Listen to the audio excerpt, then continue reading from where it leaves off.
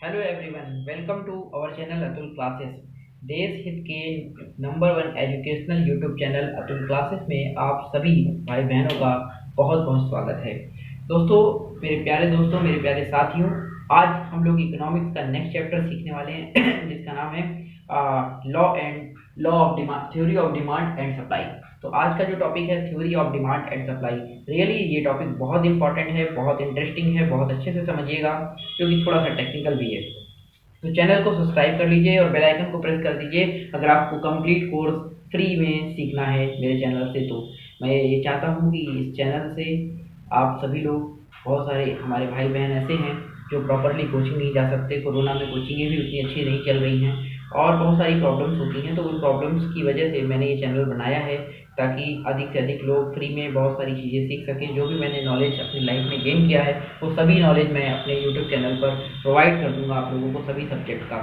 दोस्तों, इस चैनल से जो भी अर्निंग होगी उस अर्निंग को मैं समाज में ही लगाऊंगा, सोसाइटी में ही लगाऊंगा। इसलिए अगर आप मेरा साथ दोगे तो मैं सोसाइटी के लिए, एजुकेशन की फील्ड में बहुत कुछ करना चाहता हूँ, लेकिन इसके लिए मुझे आपका साथ चाहिए, तभी ये सब चीज़ें पॉसिबल होंगी। आइए बात करते हैं हम लोग इकोनॉमिक्स की। तो इकोनॉमिक्स के अंदर theory of demand and supply. देखिए, सबसे पहले तो डिमांड की बात को हम लोग सीखेंगे आज के दिन। डिमांड क्या होता है, व्हाट इज डिमांड। डिमांड, अच्छा, ये जो चैप्टर है इसके अंदर हम लोग का जो यूनिट चल रही है उस यूनिट का नाम है law of demand and elasticity of demand. मतलब डिमांड के अंदर हमें दो बातें सीखनी है, लॉ ऑफ डिमांड और इलेक्ट्रिसिटी ऑफ डिमांड। लेकिन लॉ ऑफ डिमांड और इलेक्ट्रिसिटी ऑफ डिमांड सीखने से पहले हमें ये पता होना चाहिए कि व्हाट इज डिमांड, डिमांड कैसे कहते हैं। जरा आप सोचिए एक मिनट के अंदर कि आप जब मार्केट में जाते हैं और किसी वस्तु को लेते हैं तो कौन कौन सी घटनाएं होती हैं उस समय। जब आप किसी वस्तु की डिमांड करते हैं, किसी वस्तु की मांग करते हैं, तो वहीं पर डिमांड क्रिएट होती है। लेकिन उस समय कौन सी ऐसी सिचुएशन है जो आपके माइंड में होती है, तब डिमांड क्रिएट होती है या डिमांड बनती है। जैसे सबसे पहले मीनिंग एंड डेफिनेशन समझते हैं। The concept demand refers to the quantity of a goods और सर्विसेज। क्या कह रहे हैं, कॉन्सेप्ट जो डिमांड है वो quantity of goods and services that consumer are willing and able to purchase at a various prices. जब कोई कंज्यूमर वेरियस प्राइजेस पर किसी गुड्स या सर्विसेज को खरीदने के लिए रेडी होता है। विलिंगनेस माने होता है, विलिंग माने इच्छा करता है, खरीदने की इच्छा करता है, डिफरेंट डिफरेंट प्राइजेस पर during a period of time, एक निश्चित समय अंतराल में खरीदने की कोशिश करता है, तो इसे ही हम लोग डिमांड कहते हैं। 10 effective demand for a thing depend on. ये बहुत इंपॉर्टेंट बात है दोस्तों। Effective demand for a thing depend on. समझिए कि डिमांड इफेक्टिव कब बनती है, इफेक्टिव डिमांड कब बनती है, मतलब डिमांड बनती है, या डिमांड इफेक्टिव डिमांड कब बनती है, या डिमांड को कब कहा जाता है कि अब इस वस्तु की डिमांड हो गई है। देखिए, मार्केट में बहुत सारी वस्तुएं अवेलेबल हैं, ये बात तो आप भी जानते हैं। मार्केट में बहुत सारी वस्तुएं अवेलेबल हैं, उन वस्तुओं में कौन सी वस्तु की डिमांड कब बन गई है, डिमांड वर्ड उसके साथ कब जुड़ गया है, इस चीज़ को समझना बहुत ज़रूरी है। तो डिमांड के लिए दोस्तों तीन चीज़ों का होना बहुत ज़रूरी है। पहला है डिजायर टू बाय, पहली बात याद रखना, डिजायर टू बाय। दूसरी बात क्या है, एबिलिटी टू बाय और पे, एबिलिटी टू पे। और तीसरी बात है विलिंगनेस टू पे। देखिए, आपके पास सबसे पहले आपके मन में इच्छा होनी चाहिए किसी वस्तु को खरीदने की। डिमांड होने के लिए सबसे पहले क्या, इच्छा होनी चाहिए किसी वस्तु को खरीदने की। फिर एबिलिटी टू पे, फिर आपके पास उतना पैसा भी होना चाहिए जिस चीज़ की आप इच्छा कर रहे हैं। तो दूसरी बात एबिलिटी टू पे, और तीसरा है विलिंगनेस टू पे। विलिंगनेस टू पे का क्या मतलब है कि जो आप पे करने जा रहे हैं, पे करने की भी आपके पास इच्छा हो कि हाँ, हम दिल से, इच्छा से इसको पे करना चाहते हैं, इसकी पेमेंट करना चाहते हैं और इस वस्तु को लाना चाहते हैं। जहाँ पर ये तीन बातों का कॉम्बिनेशन होता है दोस्तों, जहाँ पर ये तीन बातों का कॉम्बिनेशन होता है वहीं डिमांड होती है, वहीं पर डिमांड होती है। ये बात क्लियर हो गई, वेरी गुड, नोट कर लीजिए इतनी बात। अब हम लोग बात करेंगे डिटर्मिनेंट्स ऑफ डिमांड।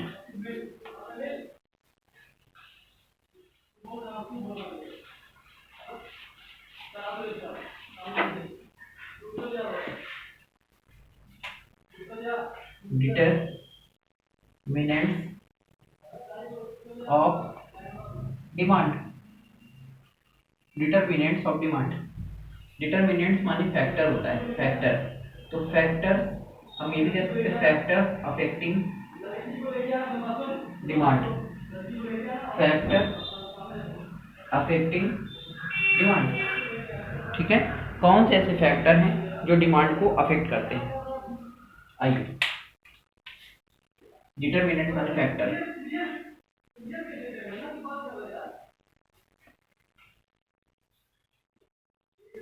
नंबर 1,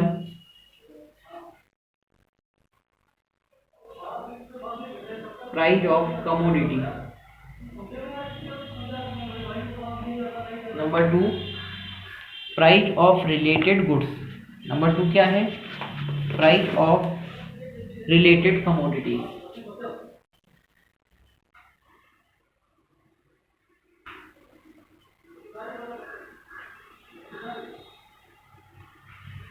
देखिए, प्राइस ऑफ कमोडिटी डिमांड को कैसे अफेक्ट करती है। देखिए, प्राइस ऑफ कमोडिटी, कमोडिटी माने होता है गुड्स, जो वस्तु है ना।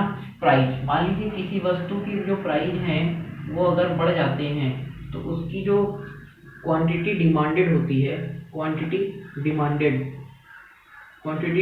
क्या होती है बताइए?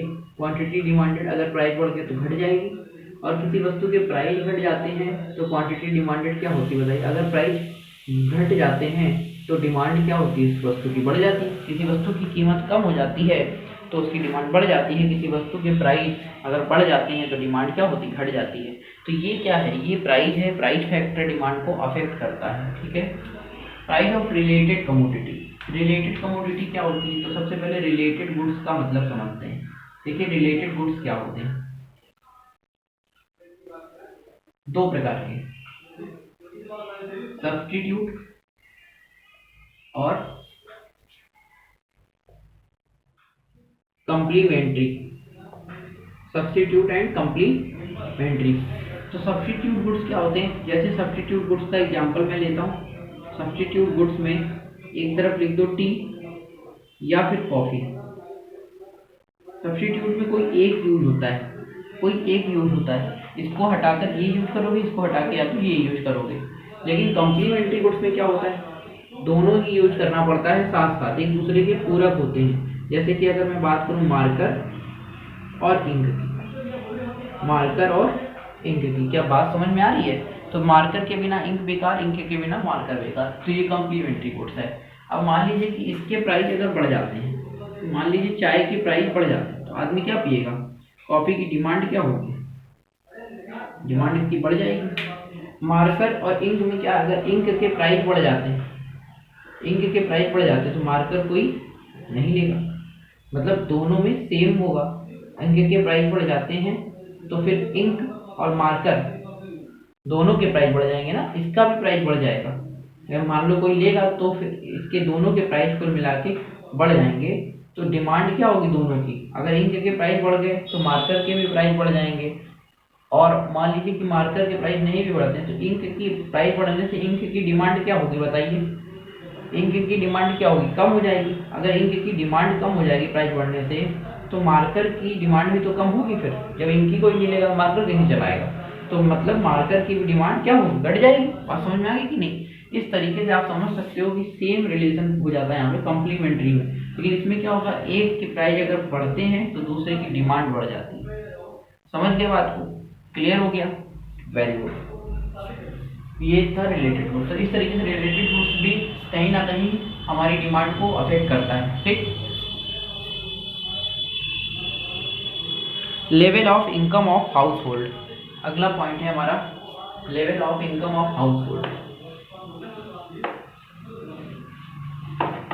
Next point, level of income of house hold. Number 3 point, level of income of house hold. बिल्कुल सही बात। अगर किसी के घर की इनकम बढ़ जाती है तो डिमांड क्या करेगा बताइए? डिमांड भी अफेक्ट होगी। डिमांड जिस भी वस्तु को खरीद रहा है वो बढ़ा देगा। अगर इनकम क्या होती है? घट जाती है, तो डिमांड क्या होगी? घट जाएगी। दोनों ही चीजें समझ लेना। ठीक, समझ में आ गया? अगला पॉइंट है हमारा test and preference of consumer. Test and preference of consumer. Test and preference of consumer, बिल्कुल सही बात है। टेस्ट एंड प्रेफरेंस से डिमांड पे इफेक्ट पड़ता है कि नहीं? टेस्ट जिस चीज़ में आपका ज़्यादा है उसकी डिमांड भी आप ज़्यादा करोगे, टेस्ट जिसमें ज़्यादा उसकी डिमांड भी क्या होगी? ज़्यादा होगी। समझ में आ रही बात? तो इस तरीके से हमारा ये अफेक्ट करता है। अब अदर फैक्टर देख लेते हैं। ये तो 4 बेसिक फैक्टर हैं। अदर फैक्टर, और भी ऐसे कौन से फैक्टर हैं जो डिमांड को बढ़ाते घटाते? तो देखिए अदर फैक्टर, ये 5वां पॉइंट है आपका, अदर फैक्टर। अदर फैक्टर क्या बता रहा है? Number 1 population. किसी भी कंट्री का, किसी भी स्टेट का, किसी भी सिटी का अगर पॉपुलेशन अगर ज़्यादा है तो वस्तु की डिमांड क्या हो? बताओ, डिमांड भी ज़्यादा हो। अगर पॉपुलेशन ज़्यादा है तो डिमांड भी क्या होगी? ज़्यादा होगी। दूसरा है पॉपुलेशन के बाद composition of population. Composition of population. अब ये कंपोजिशन ऑफ पॉपुलेशन क्या है? कंपोजिशन ऑफ पॉपुलेशन क्या है? मतलब पॉपुलेशन का कोई एक वर्ग मतलब कि मान लीजिए ओल्ड लोग जो हैं पॉपुलेशन में अगर ज़्यादा है तो स्टिक या फिर चश्मे की स्पेक्टिकल की डिमांड क्या होगी? बढ़ जाएगी। समझ गए? अगर ओल्ड लोग ज़्यादा हैं तो चश्मे की और स्टिक की डिमांड क्या होगी? इसकी डिमांड बढ़ जाएगी। समझ गए? तो इसे कंपोजिशन ऑफ पॉपुलेशन कहते हैं, जो डिमांड को अफेक्ट करती है। ठीक है। डिस्ट्रीब्यूशन ऑफ इनकम, नेक्स्ट है डिस्ट्रीब्यूशन ऑफ इनकम। इनकम का डिस्ट्रीब्यूशन भी डिमांड को बढ़ाता और घटाता है। जैसे कि आपको पता है रिच लोग कम हैं परसेंटेज में, रिच लोग कम हैं, पुअर लोग परसेंटेज में क्या है? ज़्यादा है। तो जब रिच लोग कम हैं तो जो रिच थिंग है, रिच गुड्स है, रिच गुड्स, बड़े महंगे गुड्स जो है या लग्जरी गुड्स कह दो, लग्जरी गुड्स जो है, लग्जरी गुड्स की डिमांड भी क्या होगी? कम होगी। और यहाँ पे लग्जरी गुड्स की डिमांड क्या होगी? लग्जरी गुड्स की डिमांड क्या होगी? बताओ, यहाँ पर कम होगी कि नहीं होगी? यहाँ पे कम होगी, क्योंकि यहाँ इतने ही लोग तो लेंगे। तो इस तरीके से डिमांड कहीं ना कहीं, ये डिस्ट्रीब्यूशन ऑफ इनकम भी डिमांड को अफेक्ट करता है। तो दोस्तों ये तो डिमांड का बहुत बेसिक कॉन्सेप्ट था, लेक्चर 1। लेक्चर 2 में हम लोग सीखेंगे लॉ ऑफ डिमांड और इलास्टिसिटी ऑफ डिमांड। तो चैनल को सब्सक्राइब कर दीजिए। अगर वीडियो समझ में आया है, पसंद आया है तो लाइक, शेयर कर, कमेंट करना ना भूलिए। जय हिंद, जय भारत।